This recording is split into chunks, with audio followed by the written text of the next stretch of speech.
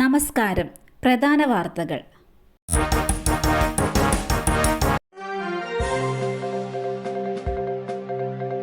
കാലിക്കറ്റ് സർവകലാശാല പരീക്ഷ നടത്തിപ്പിൽ ഗുരുതര വീഴ്ച. പരീക്ഷയ്ക്ക് നൽകിയത് കഴിഞ്ഞ വർഷത്തെ ചോദ്യപേപ്പർ. 4 വർഷ ബിരുദ കോഴ്സിൽ MDC സൈക്കോളജി 1ാം സെമസ്റ്റർ പരീക്ഷയ്ക്കാണ് ചോദ്യപേപ്പർ ആവർത്തിച്ചത്. കഴിഞ്ഞ വർഷം നവംബർ മാസത്തിലാണ് ഇതേ ചോദ്യപേപ്പർ ഉപയോഗിച്ച പരീക്ഷ നടന്നത്. വിഷയത്തിൽ സർവകലാശാല അന്വേഷണം പ്രഖ്യാപിച്ചു. മലപ്പുറം നിലമ്പൂരിൽ കാട്ടാന ആക്രമണത്തിൽ ഒരാൾക്ക് ദാരുണാന്ത്യം. ജാർഖണ്ഡ് സ്വദേശി ചാരു ഓവറോണാണ് മരിച്ചത്. മുലേപ്പാടത്ത് രാവിലെ 9:30ഓടെയാണ് സംഭവം ഉണ്ടായത്. രാവിലെ ടാപ്പിംഗ് ജോലി കഴിഞ്ഞ് താമസ സ്ഥലത്തേക്ക് മടങ്ങുന്നതിനിടെയാണ് കാട്ടാന ആക്രമണം ഉണ്ടായത്.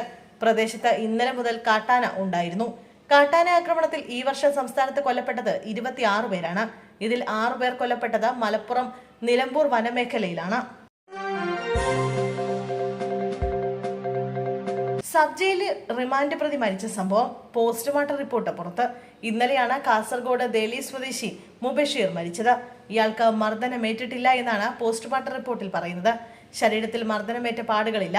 കൂടാതെ ഹൃദയാഘാതമുണ്ടായ ലക്ഷണങ്ങളും കണ്ടെത്താനായില്ലെന്ന് റിപ്പോർട്ടിൽ പറയുന്നു. മരണകാരണം അറിയാനായി ആന്തരിക അവയവങ്ങൾ ഫോറൻസിക് പരിശോധനയ്ക്ക് അയച്ചു. രാഹുൽ മാങ്കൂട്ടത്തിനെതിരെ AICCക്കും പ്രിയങ്ക ഗാന്ധിക്കും പരാതി നൽകി യൂത്ത് കോൺഗ്രസ് നേതാവ്.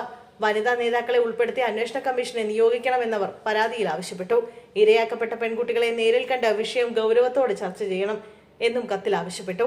സ്ത്രീപക്ഷ നിലപാടുകളിൽ ഇരട്ടത്താപ്പ് കാണിക്കുന്ന പ്രസ്ഥാനമാണ് കോൺഗ്രസ് എന്ന സംശയം ജനങ്ങളിൽ നിന്ന് മാറ്റണമെന്നാണ് സജനയുടെ ആവശ്യം. ഇന്ത്യൻ മഹാസമുദ്രത്തിൽ 6.5 തീവ്രതയിൽ ഭൂകമ്പം. ഇന്ദിര പോയിന്റിലടക്കം ജാഗ്രതാ നിർദ്ദേശം.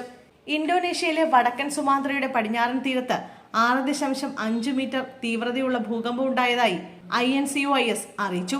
ആൻഡമാൻ നിക്കോബാർ ദ്വീപുകളിലെ ഇന്ദിര പോയിന്റ്, ലിറ്റിൽ ആൻഡമാൻ എന്നീ സ്ഥലങ്ങളിൽ ജാഗ്രതാ നിർദ്ദേശം നൽകിയിട്ടുണ്ട്. കേരള തീരത്ത് നിലവിൽ സുനാമി മുന്നറിയിപ്പില്ല എന്നും അറിയിപ്പുണ്ട്.